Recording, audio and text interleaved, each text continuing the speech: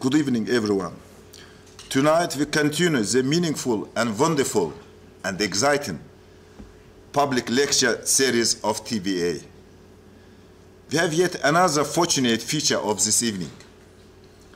It is my pleasure and honor to let you know that tonight the respected President of TÜBİTAK, the Scientific and Technological Council of Turkey, Professor Hasan Mandal, is here with us. Professor Hasan Mandal has always been with us and behind us in all our thoughts, strive, and actions for fundamental science. Tonight, in spite of his very dense program in Ankara, he kindly managed to come and join us and give his welcome speech at the school. Please join me to welcome the respected President of TÜBİTAK and invite him to begin his speech.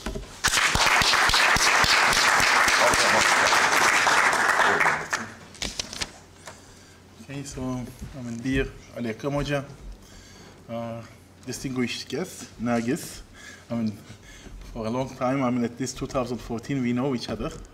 That time I was at Sabancı as the vice president of the university, and we met and keep the communication and contact, and it's very pleased to see her and also our two colleagues in Turkey, and especially in TÜBİTAK.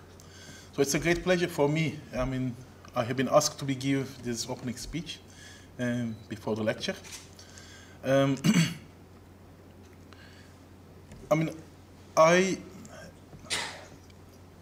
I am working on I'm an engineer, but I did my PhD on crystal chemistry. So I know how it is important to challenging, but also important, the basic sciences. I know it is easy to say something is important, but also I'll show, at least in this maybe 10 minutes talk, from my perspective, how I can see the basic science by experience.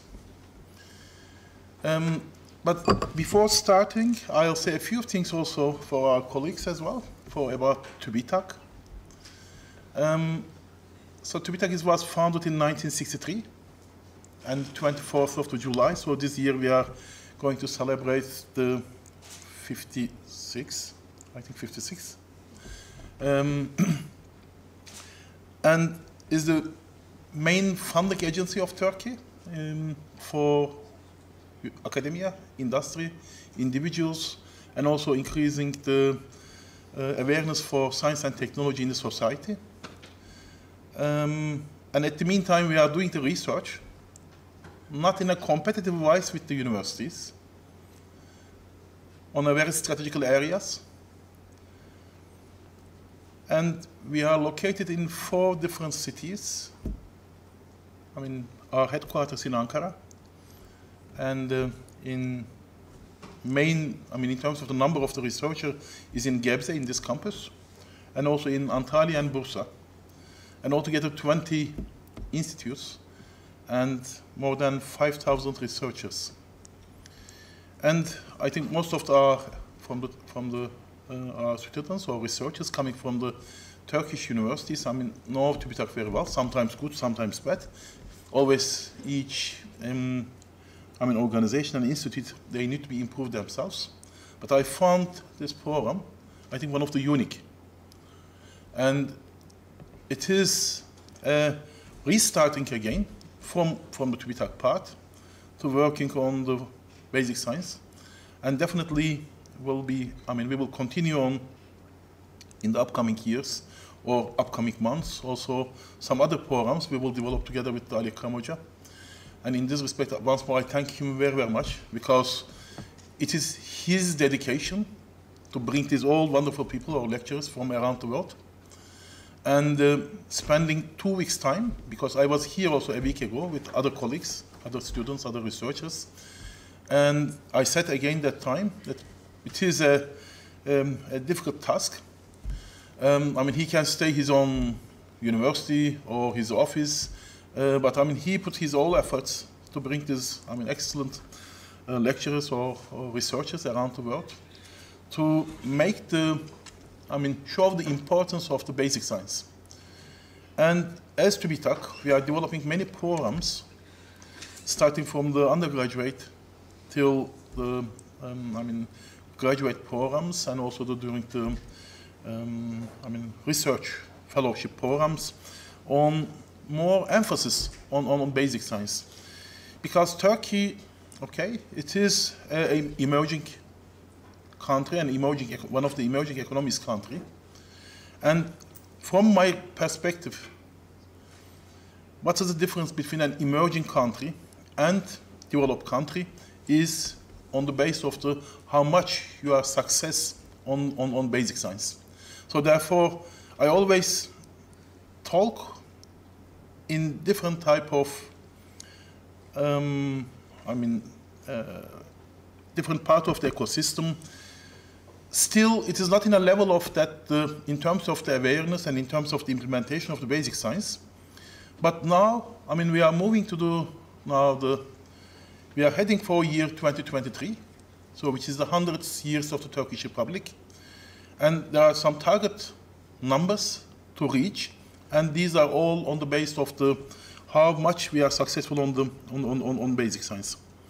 Anyway, so I don't want to go to much more detail, but I'll show you, at least from my perspective, is not a, well organized, some transparencies, but at this it is maybe show a kind of a approach from an engineer how I can see the basic science. But in here, so it is much more global perspective. This is a very recent one, I think is in 2018, yes, 2018, World Economic Forum report, and saying that, okay, so the key factor for the creative value in production, whatever the production area is. So there are 6 main factors. And within the 6, 2 of them is in the top of the list.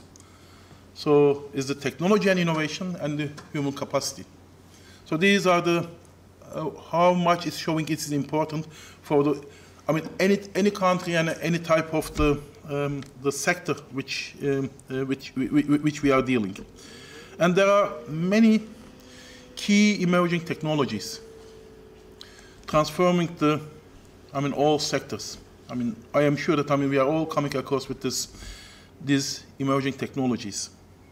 But are they popular? I think the question should be answered. Are they more, it is important because of more popular or because of their impact? In certain countries, and I have been read a lot of documents on them, and we are looking for the policy of science, technology, and innovation policy of Turkey. And we have been found that some countries, the popular aspect of these areas much more important than impact. And certain countries, the impact is much more higher than how much it's popular. And in Turkey, unfortunately, yes, unfortunately, we see this area, these key emerging technologies, more popular than the impact. And from my perspective again, the reason that, because we don't have enough basic science. Because we are using the technology, but more important, creating the technology. And creating the technology means on the basis of the knowledge. And this is much more recent, a week ago, of the World Economic Forum, the top 10 emerging technologies. And you can see the type of areas. I don't want to go to detail because of the sake of the time. But how it is changing, it is a more, used to be sector-oriented, so which means that the chemical sector, chemistry sector, or kind of the ceramic sector or textile industry or whatever, is moving to the technology-oriented. But now it's moving to the solution-oriented. So there are a lot of challenges. And these challenges can be only possible by technologies, but not only using the technologies, how much we are successful in terms of the creating the technologies. And this is maybe life, I mean, every 10 years of my life, I mean, I was born in 1965, and I check what are the critical, at least from my perspective, what are the critical words in that period of the years, I mean, every 10 years. On 1960s, the key word is the production, and how much you are producing, you are good in terms of the competition. And 1970s is, okay, you are producing, but the cost effective. And 1980s is the quality.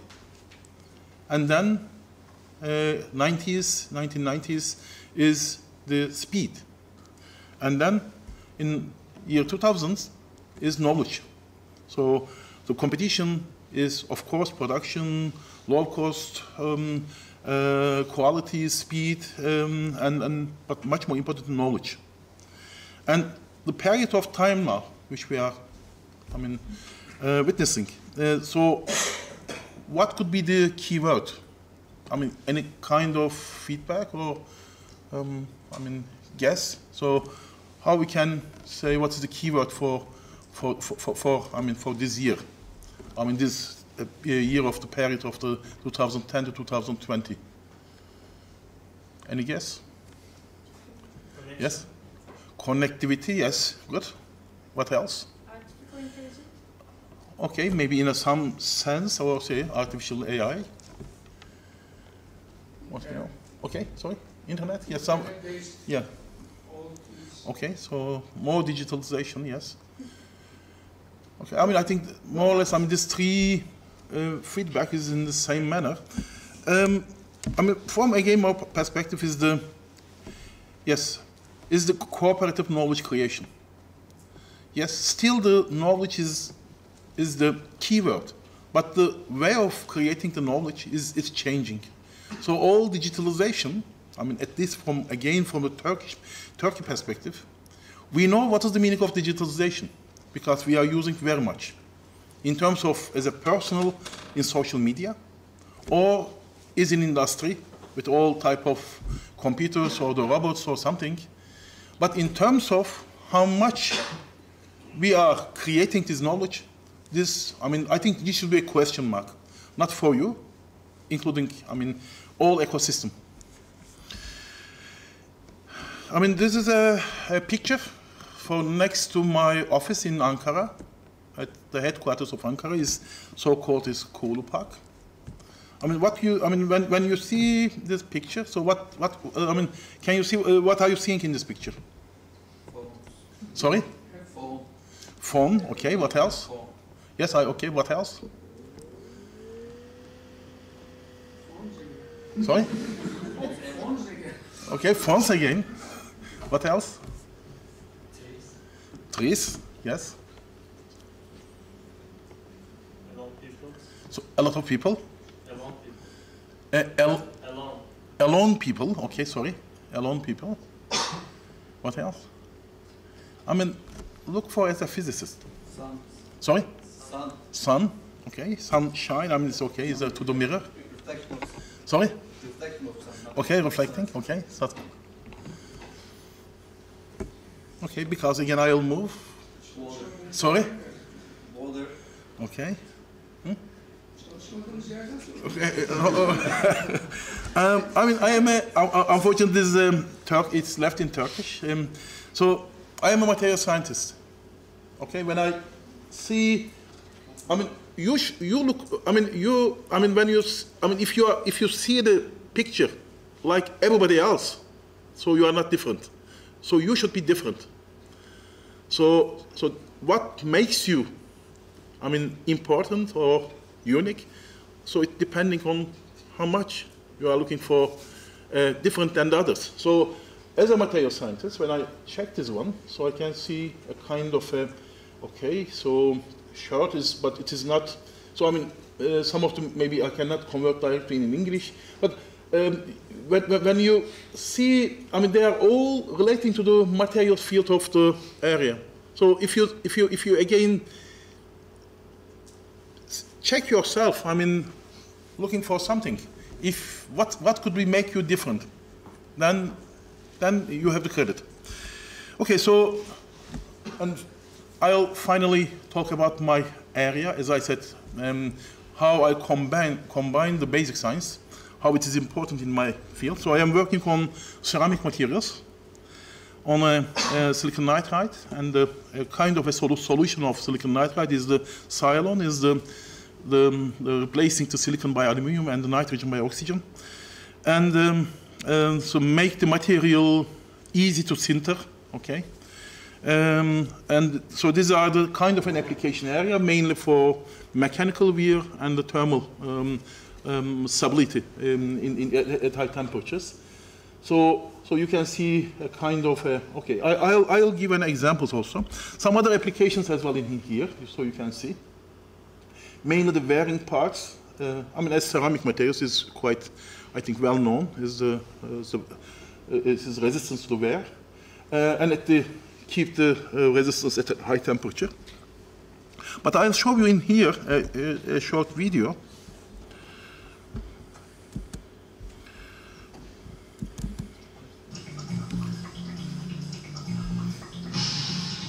Okay, so now you will see a machining. Okay, so machining a big part. So this is the ceramic insert. So you can see, I mean, type of conditions. So 800 meters per minute, and this is a feed rate and depth of cut, and the temperature reaches up from room temperature to the 1000 degrees C in seconds. Okay, just see what is happening. I mean, okay, so it is a high temperature, high wear, but there's one thing more important than the temperature and the wear. Okay. So see carefully, especially in here. Now the finishing operation, machining operation will finish now. Okay. Okay, it's now finished. So what is the challenging point which you think? I mean, there is a high speed, okay, and also it needs a high temperature, I mean, high speed resistance, high temperature resistance, but what else? Sorry? Arc resistance? Sorry? Arc resistance? Crack resistance. Arc resistance. Shock resistance. Shock of what? Temperature or what? Temperature. Okay, yeah, I mean, still for the ceramic material, yes, it is a kind of a uniqueness for the thermal shock resistance, depending on which type of ceramic material. But I think is much more important is that this part, so this is you can see is a hole. So material is a kind of a resistance to the crack. So the material has a high fracture toughness. So normally the ceramic material is easy to fracture. Okay, it's a high resistance for temperature and wear, but in terms of the, I mean, we know all ceramic, they can easily break down. So, and there is a, I mean, smooth surface, but hole, and in the other side as well. So when the material is, I mean, machining, so it's coming in each second of time, so this hole, but it not break. So the material has a resistance for wear, high temperature, and also at the meantime the high fracture toughness. So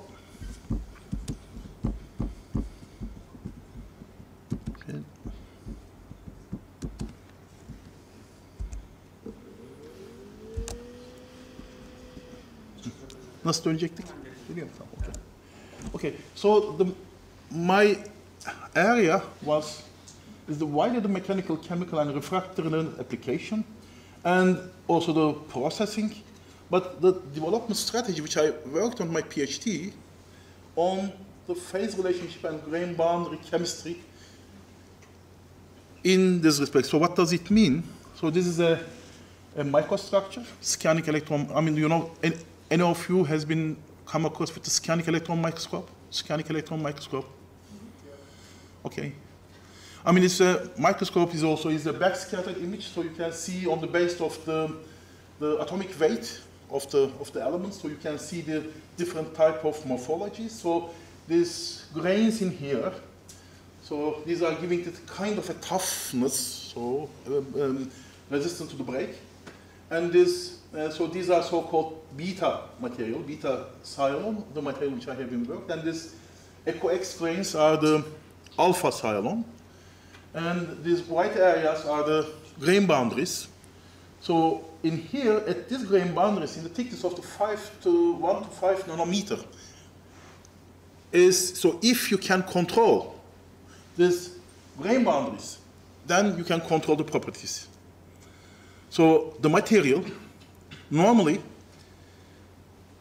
transforming from alpha to beta in certain conditions, but using this grain boundary chemistry, at the same time it has been used 3 different cations. So the calcium oxide has been used to avoid, of course, I mean it's a long story, but in short, to avoid the alpha-beta cylon transformation, and yttria and all the rare earth oxide elements where the rare earth atomic number is higher than 62. It's giving the stability of this alpha and hardness, and also the other type of rare earths where the atomic number less than 62 to give the elongated beta. So, I mean, this is a patented material, and is now using. I mean, it's produced in Turkey and exported to Germany. I mean, still as a spin-off company with my colleagues in Eskişehir, Technopark. So what we have been done, so by using the crystal chemistry, so not the transformable alpha-beta, so keep the alpha-beta as stable as possible, and therefore the properties, so at the meantime, from the same material to get the high hardness and high toughness. So therefore, so this is so the name of the company now is running as an advanced ceramic materials, MDA Advanced Ceramics. It is with 4 professors, and so these are these inserts which you have seen on the video now has been produced and exported to the German. So, I mean, this has been started from basic science. So otherwise, definitely I cannot be successful. So, during my PhD, I did my PhD at Newcastle University in the UK, and then come to Germany. In Germany, I have been asked, what is the value of your basic science background? And then we have been work with the company Ceramtech and developed this material. But end of the day, so this is the last one. So it is saying that is always opportunities are present to increase the application of my material by chemistry and process improvements. So by the, sake of this, the crystal chemistry, which I have been worked, and my whole academic career on this, and now this material is available. So I back to again, so why it's an importance. So we are now using a lot of technologies, but as long as if you are not have the knowledge, and if you are not creating the knowledge, you can be only a user. So therefore I found this program during the last 2 weeks is very, very important, because Turkey must move from a technology user country to technology developer country, and in this respect, so we need to be a knowledge creation, and so you are the pioneers for the future. So thank you very much.